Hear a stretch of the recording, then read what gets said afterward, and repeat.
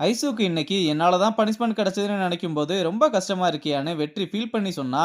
டேய் ரொம்ப நடிக்காதடா. வேணும்னே தானே பிளக்க புடிங்கி விட்டேன்னு கேட்டா. யோ நான் எதுக்கே அப்படியெல்லாம் பண்ண போறேன். போனுக்கு சார்ஜ் போட்டிருந்தேன், ஒரு அவசரத்துல ஃப்ரீசர் வயரை போட மறந்துட்டேன். என்னால ஒருத்தி இப்படி கஷ்டப்படுறது தாங்க முடியலன்னு சொல்றான். உடனே பாண்டி வந்த அன்னைக்கே என்ன அவ்வளவு கஷ்டப்படுத்தின. ஏன் மாப்பெல்லாம் கூட போட விட்டேல. அதெல்லாம் உனக்கு கஷ்டமா தெரியல, ஆனா இது மட்டும் கஷ்டமா தெரியுதான்னு காண்டாகுறான். ஆனா வெற்றி அவன் சொல்றதை எல்லாம் கண்டுக்காம, நல்ல வேளை அவளுக்கு வேலை மட்டும் போயிருந்தா உடஞ்சு போயிருப்பேன்னு சொல்ல. டேய் அவளுக்கெல்லாம் வேலை போகலாம் வாய்ப்பே இல்ல. ஏன்னா ஐசு நெடுமாறனோட பொண்ணுன்னு சொன்னதும் வெற்றி இதை கேட்டதுமே ரொம்ப பயந்து, பேசாம இந்த விஷயம் பெருசாகிறதுக்கு முன்னாடி நானே போய் உண்மையை சொல்லிடவான்னு கேட்டா. நீதான் இதுக்கு காரணம்னு தெரிஞ்சா உன்னை செஞ்சு விட்டுருவா.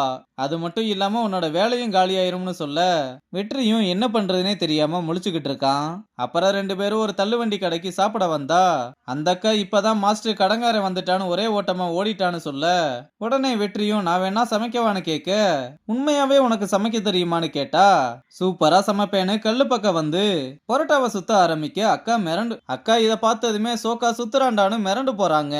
அப்ப புருஷன் பொண்டாட்டி ரெண்டு பேர் வந்து இட்லி இருக்கான்னு கேட்க. அக்காவும் வெற்றி கிட்ட என்ன பண்ணலாம்னு கேட்டா.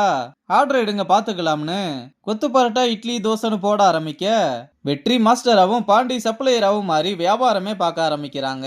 அக்காவும் சில்வண்டு ரெண்டு சிக்குனாங்கடான்னு வாரத்துல 6 நாள் இதே மாதிரி வேலை பார்க்கணும். மாஸ்டருக்கு 4000, சப்ளையருக்கு 2000, 15 நாளைக்கு ஒருக்க வாங்கிக்கலாம், என்ன சொல்றீங்கன்னு கேட்க. நம்ம பசங்களும் வேகமா கடன் அடைக்கலாம்னு டீலுக்கு ஓகே சொல்றாங்க.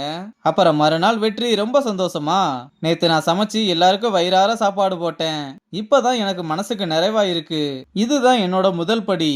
அப்படியே எப்படியாவது ரெசார்ட் கிச்சனுக்குள்ள போகணும். அதுதான் என்னோட 2வது படி. இவனுங்கெல்லாம் சமைக்கவே முடியாதுன்னு சொல்றாங்கல்ல, அதுக்காகவே நான் சமைச்சு இதே ரெசார்ட்ல பெரிய செஃப் ஆகி காட்டுறேன் பாருன்னு சொன்னா. டேய் உனக்கு ரொம்ப முத்திருச்சு, ஏற்கனவே டைம் ஆச்சு, ஒழுங்கா மூடிட்டு வான்னு பாண்டி காண்டாகிறான். அங்க கட் பண்ணா ராஜா ரெசார்ட்டோட ஓனரை பார்க்க வந்து வெயிட் பண்ண. ஓனரும் மெதுவா மாடிப்படி இறங்கி வந்ததும் அவரோட ஹெல்த் எல்லாம் எப்படி இருக்குன்னு விசாரிச்சுட்டு இந்த கோட்டரோட அக்கௌண்ட் டீட்டெயில காமிக்க வர. அதெல்லாம் ஒண்ணும் வேணாம்ப்பா, இதுல என்ன இருக்கோ அதை வச்சு நீங்களே ஒரு டிசிஷனுக்கு வாங்க, எனக்கு ஜஸ்ட் இன்ஃபார்ம் பண்ணா மட்டும் போதும்னு சொல்றாரு. இந்த அளவுக்கு ஓனர் ராஜா மேல நம்பிக்கை வச்சிருக்கிறதுக்கு காரணமே இவங்க அம்மா இவன் சின்ன பிள்ளையா இருக்கும் போதுல இருந்து இங்கதான் வீட்டு வேலை பார்த்து இவனை படிக்க வச்சு பெரிய ஆளாக்கி இருப்பாங்க. அது மட்டும் இல்லாம இவங்க அம்மாவால ஓனரோட குடும்பத்துக்கும் ரெசார்ட்டுக்கும் நல்லது மட்டும்தான் நடந்திருக்குன்ற மாதிரி எல்லாம் சொல்றாரு.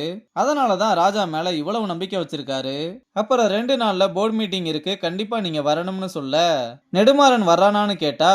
அஜெண்டாவே அவர் மேலதான், உங்களுக்கு தெரியாதது ஒண்ணுமே இல்லைன்னு சொன்னா.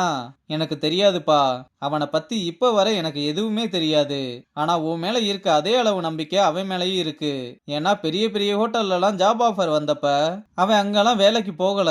அவனை யாராலையுமே விலை கொடுத்து வாங்க முடியாது உன்ன மாதிரி.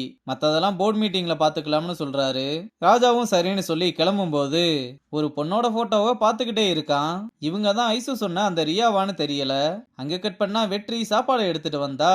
அந்த ரீல்ஸ் பைத்தியங்க இவன் உள்ள வந்ததை கூட கண்டுக்காம ஒரு பாட்டுக்கு டான்ஸ் ஆடிக்கிட்டு இருக்காங்க. வெற்றியும் இது சரிப்பட்டு வராதுன்னு பையன் மட்டும் தனியா உட்கார்ந்து இருக்கத பார்த்து சாப்பாட அவங்கிட்ட வச்சுட்டு சூடு ஆறுறதுக்கு முன்னாடி சாப்பிட்டு முடிச்சிருன்னு சொல்லிட்டு கிளம்புறான்.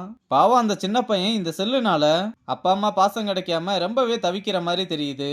இந்த பக்கம் நெடுமாறனோட ஃப்ரெண்ட்ஸ் எல்லாம் அவ ரெடி பண்ண சூப்பர் டேஸ்ட் பண்ணி பார்த்து ஆகா ஓகோன்னு புகழ்ந்து தள்ளிக்கிட்டு இருக்காங்க. அப்படி என்னதாண்டா பண்ணி வச்சிருக்க, இவ்வளவு டேஸ்டா இருக்குன்னு கேட்டா. அதுதான் நெடுமாறனோட சீக்ரெட்னு சொல்றான். அப்ப வெற்றி இவங்களை எல்லாம் பார்த்து பாண்டி கிட்ட யாருன்னு கேட்டா.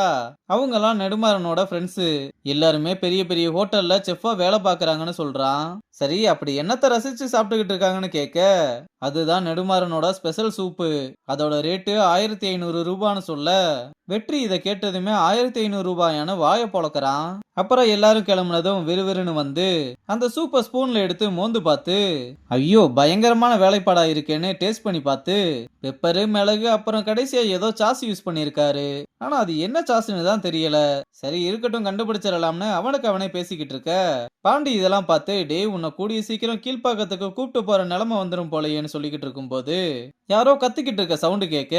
என்னடான்னு வந்து ரிசப்ஷன் பக்கம் பார்த்தா அந்த ரீல்ஸ் பைத்திய ரெண்டும் மொபைல காணோம். இந்த இடம் சேஃப்டியே இல்ல. அந்த போன்ல தான் எங்களோட லைஃபே இருக்கு. அதுல இருக்க டேட்டாலாம் உங்களுக்கு எவ்வளவு முக்கியம்னு தெரியுமா? ஒழுங்கா கண்டுபிடிச்சு கொடுத்துருங்க, இல்ல நான் கோர்ட்டுக்கு போவேன்னு ஓவரா கத்திக்கிட்டு இருக்காங்க. ராஜாவும் எனக்கு கொஞ்சம் டைம் கொடுங்கன்னு சிசிடிவி ஃபுட்டேஜ் எல்லாம் செக் பண்ண சொல்லி அனுப்புறான். அப்புறம் அவன் சொன்ன மாதிரியே சிசிடிவி ஃபுட்டேஜ் செக் பண்ணி பார்த்தா அவங்களோட பையன் தான் மொபைலை எடுத்து தூக்கி போட்டிருக்கான்.